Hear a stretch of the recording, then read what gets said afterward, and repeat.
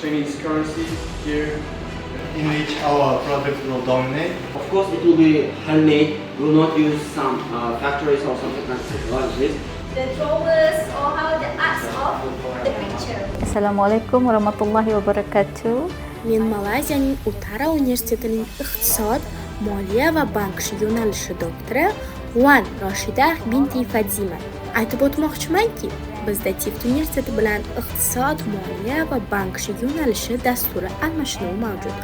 Men TIFT universitetida bergan darslarimga asoslanib aytamanki, bu universitet sizning farzandlaringiz, oilangiz va umuman talabalar uchun juda ham yaxshi joy.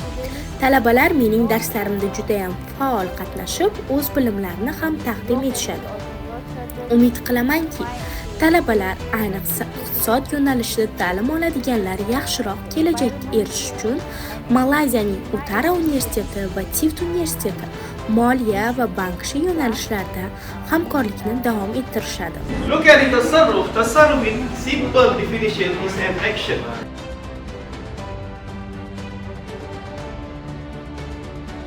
And banking in Islam Maliya is works. What is the contract under the bilateral contracts? Regulate those conventional Islamic windows simultaneously. Within the dual banking system, which is conventional and Assalomu alaykum.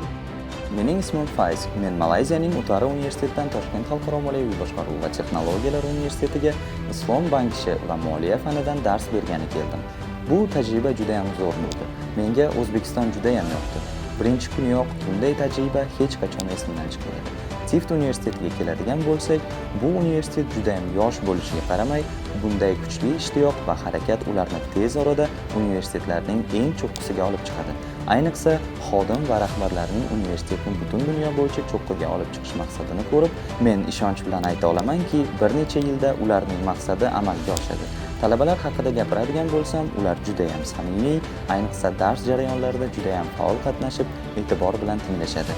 TIFT universiteti bugungi kunda musulmon mamlakatlarda juda ham keng tarqalgan bu sohani, ya'ni islom banki va moliyani rivojlanishida katta hissa qo'shadigan sifatli xodimlarni yetishtirmoqda.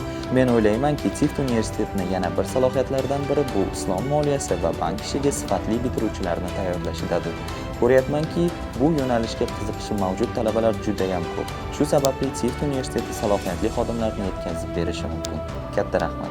I just want to recap a bit before we go to the new chapter. So we do a bit of the reader based on that.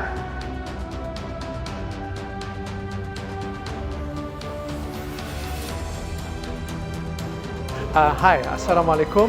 Salom, men Malayziyaning Utara universitetidan Azizi bin Abazizman.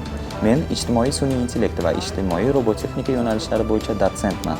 Men salkam 2 haftadan beri TIFT universitetidaman, chunki men sun'iy intellekt, machine learning va deep learning fanlaridan dars o'tish uchun o'qituvchi sifatida tashrif buyurdim.